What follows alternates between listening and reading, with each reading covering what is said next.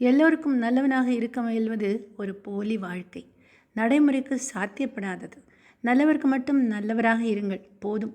இக்காலத்தில் அப்படிப்பட்ட மனிதர்களை கூட காண்பது அரிதாகிவிட்டது. ஏமாற்றுக்காரனை கண்டால் மற்றவர்கள் விலகி ஓடிவிடுகிறார்கள். நல்லவனை கண்டால் ஏமாற்றுவதற்கு மற்றவர்கள் எல்லாம் திட்டமிடுகிறார்கள். உலக இயல்பை புரிந்து கொள்ளுங்கள். நல்ல பெயர் எடுப்பதற்காக நல்லவனாக இருக்காதீர்கள்.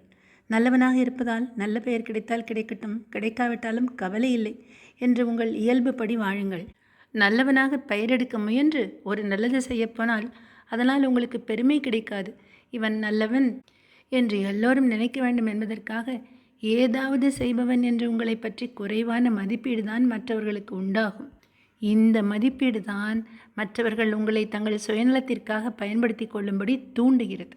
மற்றவர்கள் உரிமைகளுக்கு மதிப்பளியுங்கள், ஆனால் உங்கள் உரிமைகளை விட்டு கொடுத்து விடாதீர்கள்.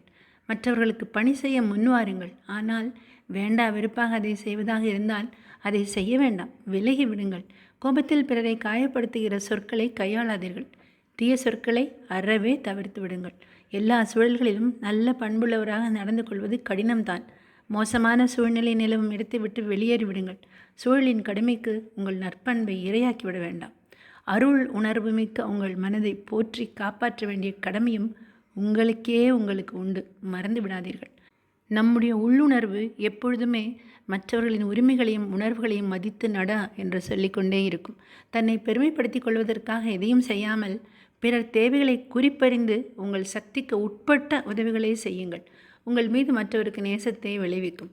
அதே வேளையில் உங்கள் கையிலே ஒன்றுமில்லாமல் நீங்கள் போய் உதவி செய்து நீங்கள் உங்களை இழிநிலைக்கு கொண்டு செல்லுதல் என்பது மிகவும் தவறான காரியம்.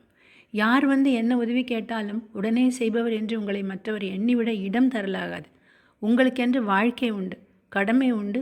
உங்கள் மேல் கழுத்தளவு வன்மம் வைத்திருப்பவர்களிடம் எப்படி அன்பு காட்ட முடியும்? என்னால் உதட்டளவில் கூட அன்பு காட்ட முடியாது. ஒதுங்கிவிட வேண்டியதுதான் நிரந்தரமாக.